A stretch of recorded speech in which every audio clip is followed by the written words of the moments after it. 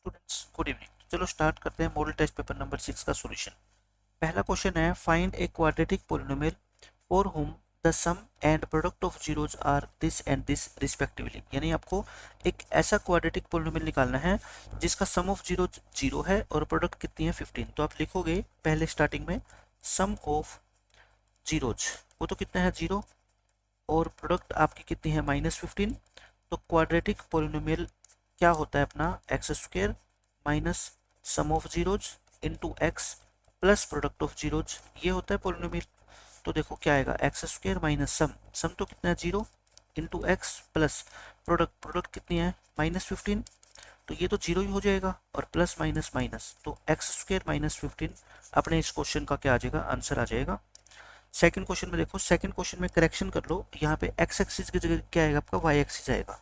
आपको रेशियो निकालना है जिस रेशियो में ये लाइन सेगमेंट है जो मिलके बना है 5, -6 और -1, -4 से। आपको क्या करना है कि वाई एक्सिस इसको किस रेशियो में बांटता है, तो वाई एक्सिस के ऊपर कोई पॉइंट ले लेना। एक्स तो क्या होता है 0 और वाई क्या होता है वाई, जो इसको किस रेशियो में बांटता है k/1 में। तो आप लिखोगे let p 0, y is any point on y axis which divides AB in k/1।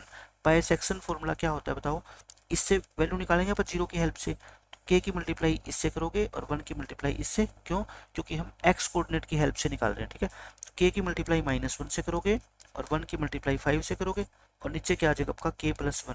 तो यहाँ से k की वैल्यू कितनी आएगी 5। सो रिक्वायर्ड रेशियो आपका कितना आएगा 5/1। और आपको फिर पॉइंट ऑफ इंटरसेक्शन भी निकालना है। तो ये क्वेश्चन पिछले पेपर में भी आ चुका है। पॉइंट ऑफ इंटरसेक्शन निकालोगे तो y की वैल्यू कितनी आई थी अपनी -13/3। सो p जो आपने 0, y माना था वो कितना हो जाएगा 0, -13/3। ये इस क्वेश्चन का क्या होगा आंसर। तो ये रिपीटेड क्वेश्चन है इसलिए हम बार बार नहीं करवा रहे हैं इसको। इसमें आपको इवेल्युएट करना है, हालांकि इस बार आपके सिलेबस के अंदर ये क्वेश्चन नहीं है, कट है, लेकिन फिर भी मैं आपको करवा देता हूँ।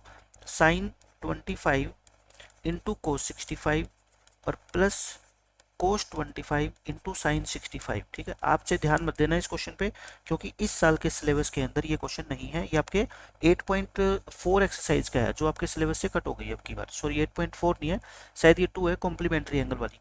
तो इसमें हम ऐसा करते हैं, कोस को साइन में चेंज कर देते हैं और एंगल जो भी होता है ना वो 90 माइनस करके लिख दो। इसी तरह से यहाँ पे साइन को कोस में चेंज कर देते हैं और एंगल जो भी आपका होता है ना उसको 90 में से माइनस करके लिख दो।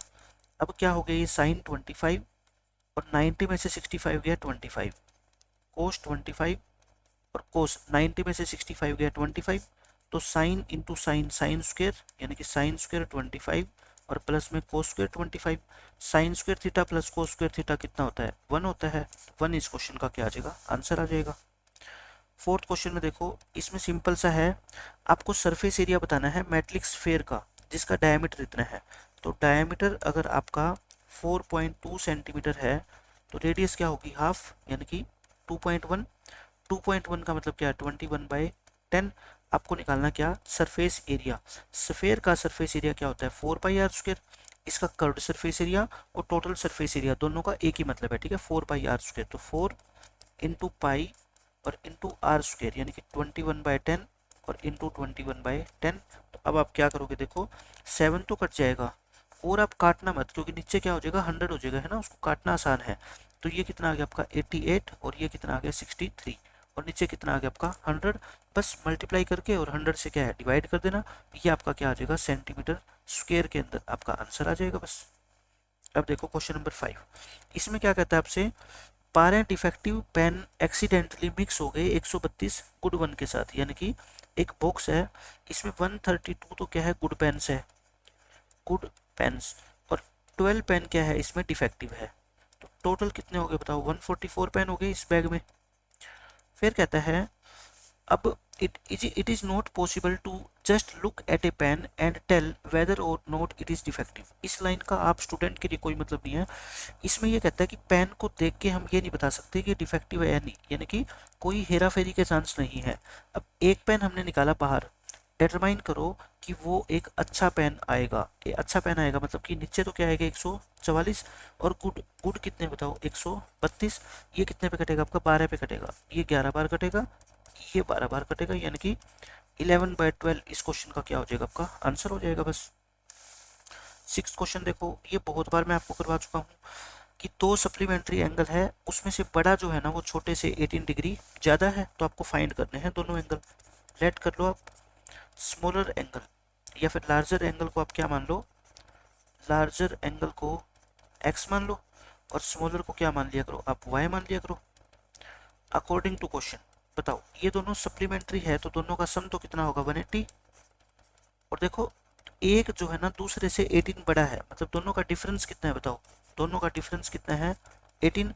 तो यहाँ से x कैसे निकालोगे, इन दोनों को ऐड करके 2 से डिवाइड करो 99, और y कैसे निकालोगे, इन दोनों को माइनस करके 2 से क्या करो डिवाइड 162 डिवाइड बाय 2 81।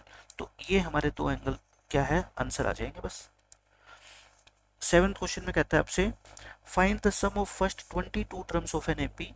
आपको क्या दे रखा है डी दे रखा है और 22nd टर्म इसने दे रखी है, तो ये तो बहुत आसान क्वेश्चन है। अपने को देखो सम ऑफ एन टर्म का फॉर्मूला क्या होता है n/2 into a plus L होता है, ये होता है ना n/2 into a plus L. इस क्वेश्चन में n तो है कितना 22 टर्म का सम निकालना है। डी भी है, डी हालांकि हमारे को चाहिए नहीं, लेकिन हमारे को ए नहीं पता ए कितना है, तो बताओ 22nd टर्म क्वेश्चन में दे रखी है कितनी 149। फॉर्मूला होता है a प्लस में कितना 21d। अब यहाँ पे d काम आएगा अपना, d कितना है बताओ 7 है ना, तो इसकी मल्टीप्लाई करोगे तो ये आएगा 147, तो उधर आके माइनस होएगा तो a कितना आएगा अपना 2 आ जाएगा। ठीक है a कितना आ जाएगा 2। तो देखो n तो है 22, सम ऑफ 22 टर्म ए कितना है 2। अच्छा एल, मैं इसको लास्ट टर्म क्यों मान रहा हूँ, क्योंकि आपको 22 टर्म का ही सम निकालना है और ये 22वीं टर्म है, तो मतलब ये लास्ट टर्म होगी ना, तो इस तरह से आप सोल्व सीधा कर सकते हो। 11 इंटू 151 और 151 1661, तो 1661 इस क्वेश्चन का आपका आंसर आ जाएगा। इस क्वेश्चन में देखो 8th में क्या कहते हैं, दो पोल है जिनकी हाइट 7 मीटर और 12 मीटर है, वो एक ग्राउंड के ऊपर खड़े हैं। तो बना लो डायग्राम, एक पोल है 7 मीटर का और एक पोल है आपका कितना 12 मीटर का, ये दोनों एक ग्राउंड के ऊपर खड़े हैं, ये मान लो ग्राउंड है। फिर कहता है if the distance between the feet of the poles, यानी कि दोनों के जो फीट है ये वाला, ये डिस्टेंस कितनी है बताओ आप मेरे को 12 है। Then find the distance between their top, इनके टॉप की, देखो ये इसका टॉप है ये इसका टॉप है, इनके बीच की डिस्टेंस, यानी कि हमारे को ये रेड वाली लाइन बतानी है क्या ए से लेके बी। क्या फाइंड आउट करना है अपने को क्वेश्चन में, ए बी कितना है ये बताना है। ठीक है तो आप देखो खुद कैसे फाइंड करोगे, ये लाइन ड्रॉ कर दो, कर दी हमने। अब ये मेरे को ये बताओ ए बी नाम दे देना सी डी ई, अगर ये 12 है तो ये भी तो कितनी होगी 12 होगी ना, अगर ये 12 है तो ये भी कितनी होगी 12। अच्छा ये 7 है तो यहाँ से लेके यहाँ तक ये भी कितनी होगी 7 होगी। अच्छा ये 7 है टोटल कितनी है ये 12 है, यहाँ से लेके यहाँ तक, तो ये कितनी होगी फिर 12 माइनस 7 यानी कि 5 होगी। अब इस ट्रायंगल में, in triangle A B C या बी सी ए, इसमें बताना मेरे को आप, ये साइड 12 ये साइड 5, तो पाइथागोरियन ट्रिपलेट से ए बी आपकी कितनी आएगी 13 आएगी। ठीक है 13 मीटर इनके टॉप की क्या है डिस्टेंस है, लेकिन आपको सब कुछ लिखना है। लेट ए ई, आप लिखोगे क्या स्टार्टिंग में, let A E and B D are 2 towers है ना, अपने को 2 टावर दे रखे हैं, सच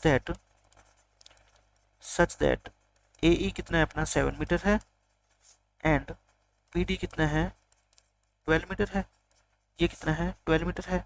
नाउ अब हम क्या करेंगे, ए सी किसके इक्वल है बताओ डी ई के 12 मीटर, और ए से लेके जो ई है ये वाली, ये किसके इक्वल है सी से लेके डी यानी कि 7 मीटर। सो हम लिखेंगे क्या बी से लेके सी, बी से लेके सी 12 माइनस 7 कितना होएगा 5 मीटर। फिर हम लिखेंगे नाउ इन राइट ट्रायंगल, कौन सी बी सी ए, ऊपर वाली ट्रायंगल ये वाली छोटी वाली B C A, by Pythagoras theorem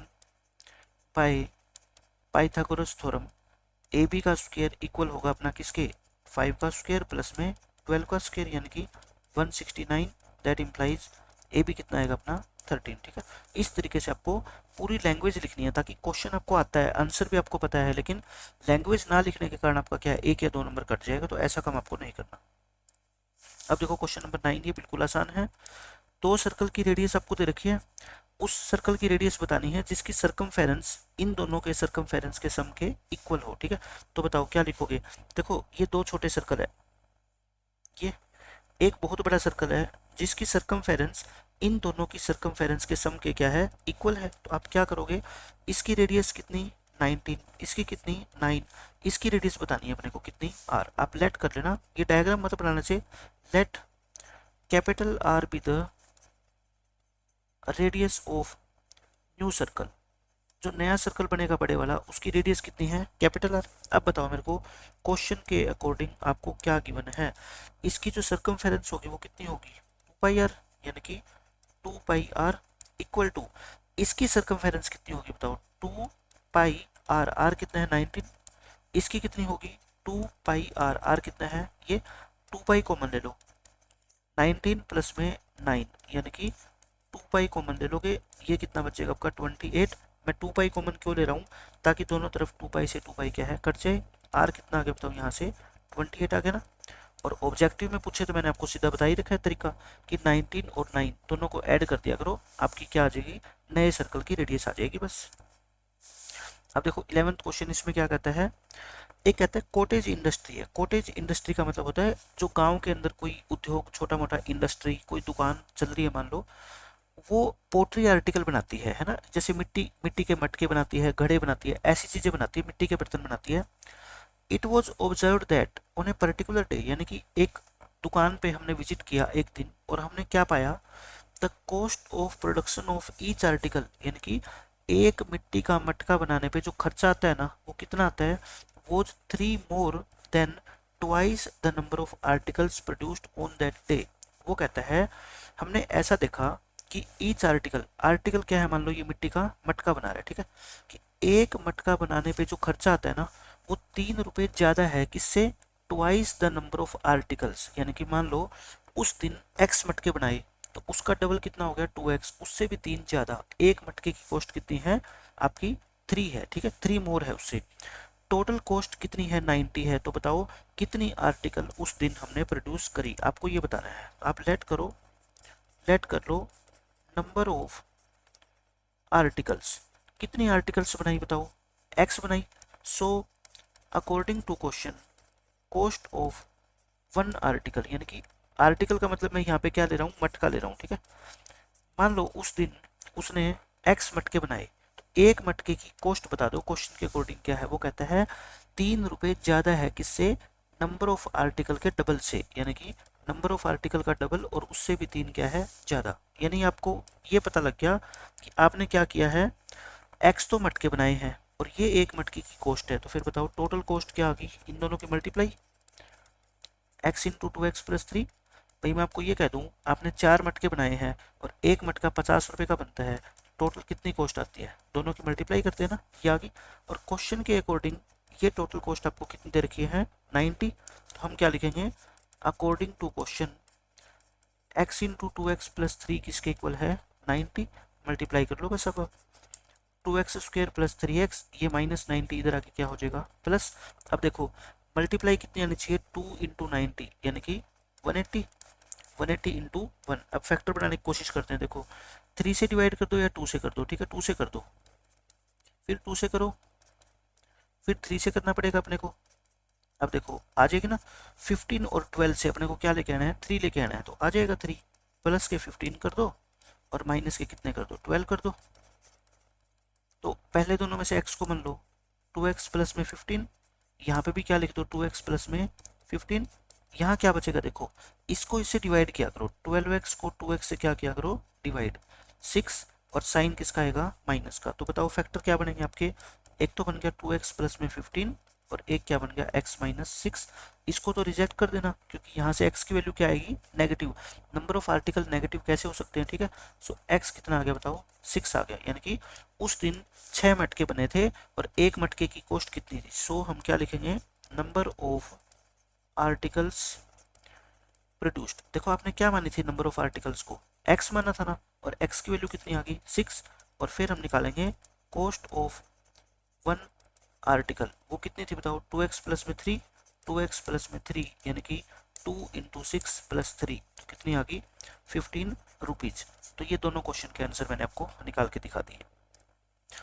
अब इसमें देखो क्या कहता है, दो कॉन्सेंट्रिक सर्कल है जिनकी रेडियस 10 और 6 है। तो कॉन्सेंट्रिक सर्कल वाला क्वेश्चन ये बहुत इंपॉर्टेंट है। देखो दो सर्कल बना लो,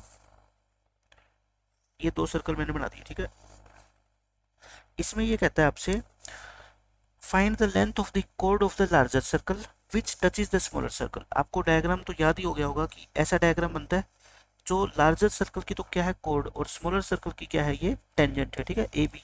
आपको इसकी लेंथ निकालनी है। ये क्या है, मान लो सेंटर है, और सेंटर से टेंजेंट के ऊपर जो रेडियस होती है वो क्या होती है बताओ, परपेंडिकुलर होती है। आपको छोटे सर्कल की रेडियस, देखो बड़े सर्कल की रेडियस कौन सी मान लो आप, ये पूरी बड़ी सर्कल की रेडियस होगी, कितनी है ये 10, और छोटे सर्कल की कौन सी होगी बताना, ये छोटा सर्कल का सेंटर है और ये रेडियस होगी ना, तो ये कितनी होगी आपकी बताओ 6। अब आप बता दो मेरे को पाइथागोरियन ट्रिपलेट से, ये 10 है ये 6 है, तो ये 8 होगी, कैसे होगी बताओ। आप लिख लेना, इसको क्या मान लेना, x मान लेना, ठीक है। तो आप क्या करोगे x मान के, जो 10 का स्क्वायर होता है हमारा वो एक्स स्क्वायर प्लस में 6 का स्क्वायर होता है, तो यहाँ से एक्स स्क्वायर कितना आएगा अपना 100 माइनस में 36, x कितना आ जाएगा 8।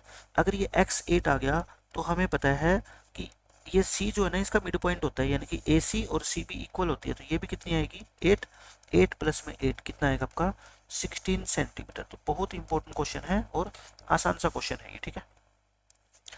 अभी देखो स्टैचू वाला क्वेश्चन चैप्टर नंबर 9 का क्वेश्चन है, मैं इसका डायग्राम बना देता हूँ। क्वेश्चन अगर आपसे सोल्व ना हो तो मैं इसकी वीडियो का लिंक जो है डिस्क्रिप्शन में डाल दूंगा। एक 1.6 मीटर जो है ना टोल स्टैचू है। स्टैचू क्या होती है, मूर्ति, ये मूर्ति है, ये पड़ी है किसके ऊपर, पेडेस्टल। पेडेस्टल आप ये मान लो एक स्टैंड है, ठीक है, जिसके ऊपर मूर्ति को रखा गया है। जैसे मान लो ये स्टैंड है, ये क्या है पेडेस्टल है, और इसके ऊपर ये क्या रखा हुआ है, स्टैचू रखा हुआ है, ऐसे है क्वेश्चन। अब कहा गया क्वेश्चन में कि from A point on the ground the angle of elevation of the top of the statue. देखो ये ग्राउंड के ऊपर कोई पॉइंट है, यहाँ से हमने स्टैचू के टॉप पे देखा, देखो ये रहा ऊपर बिल्कुल, ठीक है, यहाँ देखा, ये एंगल कितना बना बताओ 60 डिग्री बना। और टॉप ऑफ द पेडेस्टल पे देखा तो 45 है, यानी कि इसी पॉइंट से अगर हम पेडेस्टल के टॉप यानी कि इसके टॉप यहाँ पे देखें इस पॉइंट पे, तो ये एंगल कितना बन रहा है आपका 45 बन रहा है। आपको बतानी है क्या, find the height of the pedestal. Pedestal की हाइट बतानी है, स्टैचू की हाइट गिवन है कितनी 1.6, ये बतानी है। इसको क्या मान लो h और इसको क्या मान लो आप x मान लो, ठीक है। सारा कुछ लिखना है, मैं फिर बता रहा हूँ आपको, मैंने समझाया हुआ है डिटेल में। पहले हम इस ट्रायंगल में लेंगे, इस ट्रायंगल में h बाई x कितना आएगा आपका 1045 यानी कि 1, h और x यहाँ से क्या आगे इक्वल आगे। अब हम किस ट्रायंगल में लेंगे, बड़ी ट्रायंगल में, ठीक है। तो ये a से लेके c यानी कि परपेंडिकुलर और अपॉन बेस, बेस कितना आपका x इक्वल टू 1060, 1060 कितना होता है √3, 1.6 plus h is equal to √3x, और x तो किसके इक्वल है बताओ, x तो h के इक्वल है ना, तो यहाँ से 1.6 इधर रखो और √3h, ये प्लस का h उधर आके माइनस हो जाएगा, h कॉमन ले लो, √3 माइनस 1.6, तो देखो h कितना आ गया अपना 1.6 अपॉन में √3 माइनस 1 √3 की वैल्यू चाहो तो पुट कर दो, ठीक है 1.7, तो 1.7 ये होएगा। तो कितना आंसर आ गया अपना 16/7, 16/7 मीटर इस क्वेश्चन का आपका आंसर आ जाएगा बस। इसमें कहता है कोस थीटा की वैल्यू गिवन है, बाकी पांचों ट्रिग्नोमेट्रिक रेशियो की वैल्यू निकालो। 5 नंबर का क्वेश्चन है। देखो तो कोस थीटा अपना फॉर्मूला होता है, देखो बेस अपॉन हाइपोटेनियस, आपको सबको पता है ये बेस अपॉन हाइपोटेनियस होता है। ट्रायंगल बना लो, ये मैंने ट्रायंगल बना दी, ठीक है, ये थीटा एंगल होता है, ये बेस होता है, ये क्या होता है आपका परपेंडिकुलर होता है, और ये क्या होता है हाइपोटेन्यूज होता है। अब आप बताओ इस क्वेश्चन में बेस को हम क्या मानेंगे 8, हाइपोटेन्यूज को कितना मानेंगे 7, तो ये तीसरी साइड आप निकाल सकते हो कितनी आएगी 15, ठीक है, 15, 8 और 17 का ट्रिपलेट होता है। अब आप बाकी रेशो निकाल दो, साइन थीटा क्या होता है बताओ, परपेंडिकुलर अपॉन हाइपोटेन्यूज यानी कि 15/17, कोस आपको दे रखा है, टेन क्या होता है परपेंडिकुलर अपॉन में बेस यानी कि 15/8, कोट क्या होता है 10 का उल्टा होता है 8/15, सीकेंट क्या होता है, कोस का उल्टा होता है, ठीक है, कोस का उल्टा सीकेंट होता है, तो ये 17/8। और कोसिकेंट क्या होता है, साइन का उल्टा, तो साइन अगर ये है तो ये कितना होएगा 17/15। तो ये सारे के सारे क्वेश्चन मैंने आपको सोल्व करके दिखा दिए। अब देखो अपने सब्जेक्ट स्टार्ट होते हैं ऑब्जेक्टिव क्वेश्चन। ये बिल्कुल आसान है। 30 को एक्सप्रेस करना है as the product of its prime factor, तो लिख दो 30 2 पे डिवाइड करो 15, फिर 3 पे करोगे 5, सो 30 को आप क्या लिखोगे 2 इंटू 3 इंटू 5, बस यही आपका क्या है आंसर है। सेकंड में पूछा गया आपसे 121 का अंडर रूट एक रैशनल नंबर है या इरेशनल। बच्चे गलती से इसको इरेशनल बोल देते हैं, लेकिन इसका स्क्वायर रूट तो कितना होता है 11 है। 11 क्या होता है, रैशनल होता है। विच इज रैशनल, तो इसका आंसर क्या आएगा, रैशनल आएगा, ठीक है। इसमें आपको कहता है HCF of this and this is 4, आपको एलसीएम निकालना है। तो तरीका क्या होता है, दो नंबर की प्रोडक्ट वो इक्वल होती है किसके, HCF इंटू एलसीएम के। अब बताओ मेरे को ये दो नंबर कौन से है इस क्वेश्चन के अंदर, ये है 124 और एक 148। इनका HCF कितना है बताओ 4 है, और निकालना क्या है अपने को एलसीएम, तो निकल जाएगा एलसीएम 124 इंटू 148, 4 से क्या कर दो इसको डिवाइड, ये कटेगा आपका, तो 31 इंटू 148, ये आपका क्या आ जाएगा आंसर, मल्टीप्लाई कर लेना इसको बस। इसमें कहता है ये रैशनल नंबर टर्मिनेटिंग है या नॉन टर्मिनेटिंग है, ये तो देखते ही कोई भी बच्चा बता देगा। 35/50, 50 में तो क्या आता है बताओ, 50 के फैक्टर बना के देखना, 5 पे जाएगा 10, 5 पे जाएगा कितना 2, तो इसके तो 5 5 और 2, यानी कि 5 और 2 के अलावा कुछ आ ही नहीं रहा, तो डेसिमल एक्सपेंशन क्या होगी टर्मिनेटिंग। और कितनी होगी डेसिमल एक्सपेंशन ये पूछ ले, तो मैंने क्या बता रखा है, नीचे 100 बना लो, ऊपर नीचे 2 से मल्टीप्लाई करके नीचे क्या बन गया 100, एक जीरो से एक जीरो काट दो 7/10, और 7/10 का मतलब क्या होता है 0.7, और देखो ये तो टर्मिनेट होगी यानी कि खत्म हो गई है। फिफ्थ क्वेश्चन में कहता है प्रोडक्ट ऑफ जीरोस बतानी है आपको इस पोलिनोमियल के अंदर। पोलिनोमियल क्या है आपका, ये माइनस का साइन है, ये माइनस का, ये 8 है, ठीक है। ए कितना है यहाँ पे 1, बी कितना है माइनस के 2, सी है -8। प्रोडक्ट ऑफ जीरोस का बस आपको क्या लगाना है, फॉर्मूला लगाना है। कितना होता है फॉर्मूला, सी बाई ए, यानी कि -8/1। आंसर कितना आ गया अपना -8। सिक्स क्वेश्चन में देखो दो नंबर का रेशियो दे रखा है आपको, अगर दोनों में 10-10 ऐड कर दें तो नया रेशियो ये हो जाता है, तो आपको नंबर बताने हैं। ये क्वेश्चन हम पहले वाले चैप्टर जो है ना मॉडल टेस्ट पेपर में कर चुके हैं। दो नंबर का रेशियो है, एक को 5x मान लो, एक को 4x मान लो, दोनों में 10-10 जोड़ दो, तो ये रेशियो कितना हो जाता है अब इनका 6/5। यहाँ से क्या निकाल लो, x की वैल्यू निकाल लो। देखो कैसे निकालोगे, 25x प्लस में 50 और 24x प्लस में 60, x कितना आ जाएगा यहाँ से 10, x 10 आ गया। एक नंबर को आपने 5x माना था यानी कि 50, एक को 4x माना था यानी कि 40, 50-40 इस क्वेश्चन का आंसर आएगा। इसमें कहता है ये लीनियर इक्वेशन क्या रिप्रेजेंट करती है, मैंने बताया हमेशा ही लीनियर इक्वेशन किसको रिप्रेजेंट करती है, एक स्ट्रेट लाइन को। इसका मतलब है इसका जब हम ग्राफ बनाते हैं तो वो कैसा आता है, एक स्ट्रेट लाइन आता है, ठीक है। अब देख लो नाइन्थ क्वेश्चन में, इस इक्वेशन में कहता है ये रिजल्ट होल्ड करता है तो क्या होता है, पहले दोनों रेशियो इक्वल, तीसरा अनइक्वल, तो क्या होता है अपना नो सॉल्यूशन। बिल्कुल प्रॉपर्टी के ऊपर बेस्ड क्वेश्चन पूछे जाते हैं। देखो आपको इस क्वाड्रेटिक इक्वेशन के रूट बताने हैं, मैं बार बार सोल्व नहीं कर रहा, इन्हीं मॉडल टेस्ट पेपर में से मैं करवा चुका हूँ। इसके जो रूट आते हैं वो क्या आते हैं 1/3 और 1/3 है ना, मैंने पहचान भी बताई थी कि अपनी टेक्स्ट बुक का एक ही ये क्वेश्चन है जिसके दोनों के दोनों रूट्स के आपके 1/3 है। 11th क्वेश्चन में देखो the quadratic equation this has real roots. अच्छा इसके रियल रूट्स कब होते हैं, देखो ये जनरल फॉर्म है, जो ax² plus bx plus c है क्वाड्रेटिक इक्वेशन, इसका t क्या होता है बताओ, b² माइनस 4ac होता है ना। अच्छा b² माइनस 4ac, b की वैल्यू यहाँ पे b है, a की वैल्यू a है, c की वैल्यू क्या है c है। अब आप मेरे को ये बताओ रियल रूट्स कब होते हैं, फॉर रियल रूट्स t क्या होता है आपका, या तो 0 से बड़ा हो या फिर 0 के क्या हो इक्वल हो, यानी कि b² माइनस 4ac आपका 0 या 0 से क्या होना चाहिए बड़ा। तो कौन सी ऑप्शन आ जाएगी, ऑप्शन नंबर ए आ जाएगा, ठीक है। अब देख लो 12th क्वेश्चन में आपको क्या करना है, इसके फैक्टराइज करने हैं, लेकिन इसके अंदर जो है ना ये गलत दे रखा है, यहाँ पे ए नहीं है, तो इस क्वेश्चन को आप कट कर देना, ये स्टेटमेंट रॉन्ग है। इसकी जगह आप नोट कर लो x² और माइनस के 10x और प्लस के आप कर लो 24, इसके फैक्टराइज कर लेना, तो x² minus 10x plus 24 equal to 0, इसके रूट निकालो आप, ठीक है। फैक्टर क्या बनेंगे, माइनस के 6 और माइनस के 4,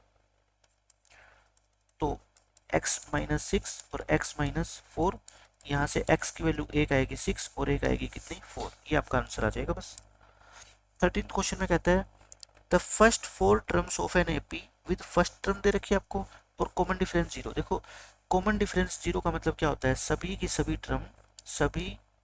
टर्म्स क्या होगी आपस में इक्वल होगी, है ना, मैंने बताया था एक लेक्चर में। तो पहली टर्म -2 है तो दूसरी भी यही होगी, तीसरी भी यही होगी, चौथी भी यही होगी। बी ऑप्शन आपका क्या हो जाएगा, करेक्ट हो जाएगा। इसमें कहता है what will be the sum of first 51 terms of an AP whose second and third terms are this and this. देखो आपको सेकंड टर्म दे रखी है कितनी 14, यानी कि सेकंड टर्म क्या होता है a प्लस डी होता है, और थर्ड टर्म आपको कितनी दे रखी है बताओ 18, यानी कि a plus 2d। Third term क्या होती है a प्लस 2d होता है, माइनस करो, माइनस डी कितना आएगा माइनस के 4, तो d कितना आ गया 4, d 4 आ गया। अब फर्स्ट इक्वेशन के अंदर वैल्यू पुट करो, इसमें a प्लस 4 कितना है 14, a कितना आ गया बताओ 10, ए भी आ गया डी भी आ गया। अब तो आपको 51 टर्म का सम निकालना है, बताओ एस एन का फॉर्मूला क्या होता है, n by 2 into 2a plus n minus 1 into d. N कितना है 51, 2 into a plus 51 minus 1 into d, d कितना है आपका, डी है आपका 4, ये रहा 4, सोल्व कर लो बस, इसको आंसर आ जाएगा आपका, ये आ गया 20 और ये आपका आ गया कितना 200, 220 को 2 से डिवाइड कर देना, कितना आएगा 100, 1 आ जाएगा, ठीक है। इसको 51 को 11 से क्या कर देना, मल्टीप्लाई करना, 1 6 और 5, यानी कि 5610 इस क्वेश्चन का आंसर आ जाएगा। देखो क्वेश्चन नंबर 15 में क्या कहता है आपसे, इसमें है कि एपी में ए का मतलब फर्स्ट टर्म, ए एन का मतलब क्या होता है टी एन ही होता है, और एन कितना है बताओ 6 है। आप एक मेरे को बात बताओ, टी एन इसने कितनी दे रखी है 62 दे रखी है, और एन की वैल्यू 6 है, तो यानी कि एन को 6 पुट करो। टी 6 का फॉर्मूला क्या होता है ए प्लस में 5d, ए कितना है बताओ 8 है, ए अगर 8 है तो 5d इक्वल टू ये 8 माइनस होएगा तो 54, डी कितना आ गया यहाँ से 54 डिवाइड बाय 5, और ये हमारे इस क्वेश्चन का आंसर है। इस क्वेश्चन में कहता है 11x और 5 एपी की टर्म है, तो x की वैल्यू बताओ। मैंने क्या बताया था, x की वैल्यू इन 11 और 5 को जोड़ के 2 से क्या कर दो डिवाइड, 16 डिवाइड बाय 2, 8 इस क्वेश्चन का क्या आ जाएगा आंसर आ जाएगा, ठीक है। तो बाकी के जो 24 MCQ रहेंगे वो करेंगे हम नेक्स्ट लेक्चर में। Bye bye, take care.